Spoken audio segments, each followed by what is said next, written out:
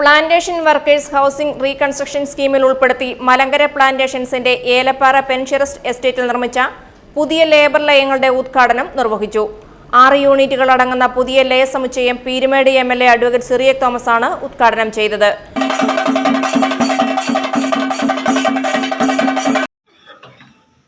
ലയൻ റൂമുകളുടെ ലയൻ മുറികളുടെ ഒരു ഏറ്റവും ശോചനീയാവസ്ഥ എല്ലാ ചർച്ചകളിലും അതിപ്പോഴും തുടരുന്ന ഒരു പല്ലവിയാണ്.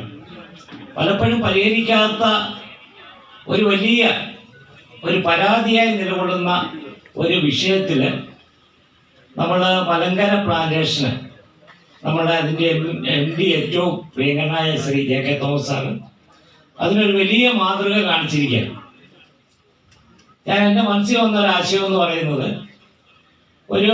നമ്മളൊരു ശില്പി ഒരു മരം അല്ലെങ്കിൽ ഒരു തടികഷ്ണം കിട്ടുകയാണ്.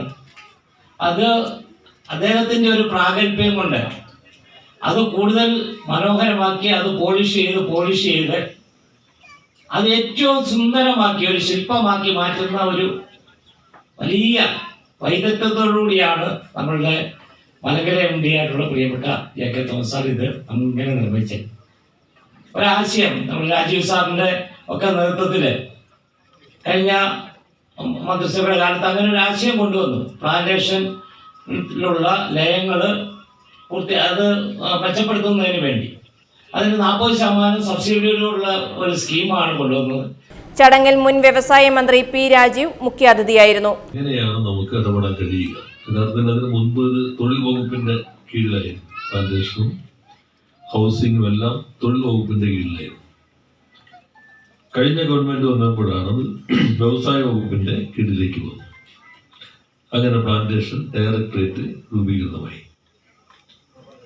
കോഴിക്കോട് IIM വളരെ വിപുലമായ ഒരു പരിശോധനയ്ക്കും പഠനത്തിന് ശേഷം ഒരു റിപ്പോർട്ട് സമർപ്പിച്ചു.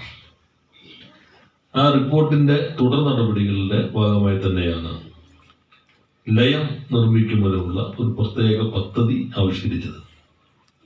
അതിൽ പുതിയ ലയമാണെങ്കിൽ പരമാവധി 2 ലക്ഷം രൂപ വരെ, 30% 2 ലക്ഷമോ, പുതുക്കി പണിയാനാണെങ്കിൽ 50,000 രൂപ വരെ ഗവൺമെന്റ് നൽകുന്ന പദ്ധതിയാണ്. ആദ്യം ഞങ്ങൾ മുന്നോട്ട് വെച്ചത്, നിങ്ങൾ വായ്പ എടുത്തോ, കാരണം നിയമപ്രകാരം തൊഴിലാളികളുടെ ലയം ഒരുക്കുക എന്നുള്ളത് പ്ലാന്റേഴ്സിന്റെ ഉത്തരവാദിത്തമാണ്.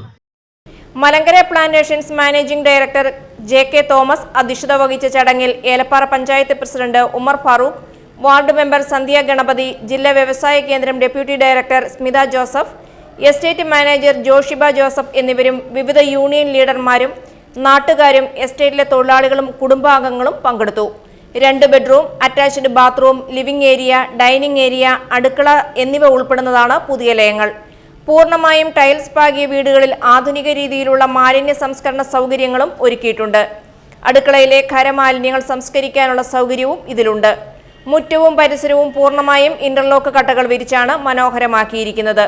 കേരള സമൂഹം ഏറെ ഗൗരവത്തോടെ ചർച്ച ചെയ്യുന്ന തോട്ടം തൊഴിലാളികളുടെ പാർപ്പിട പ്രശ്നത്തിന് ഏറ്റവും മികച്ച രീതിയിൽ പരിഹാരം കണ്ട മാനേജ്മെന്റിന്റെ ഈ സമീപനത്തിൽ തൊഴിലാളികൾ അങ്ങേയറ്റം സംതൃപ്തരാണ്. 2 ലക്ഷം രൂപ സബ്സിഡി ലഭിച്ച ഒരു യൂണിറ്റിന് ഏകദേശം 16 ലക്ഷത്തോളം രൂപയാണ് ചെലവ് വന്നിട്ടുള്ളതെന്ന് മാനേജ്മെന്റ് അധികൃതർ അറിയിച്ചു. News bureau, Elappara.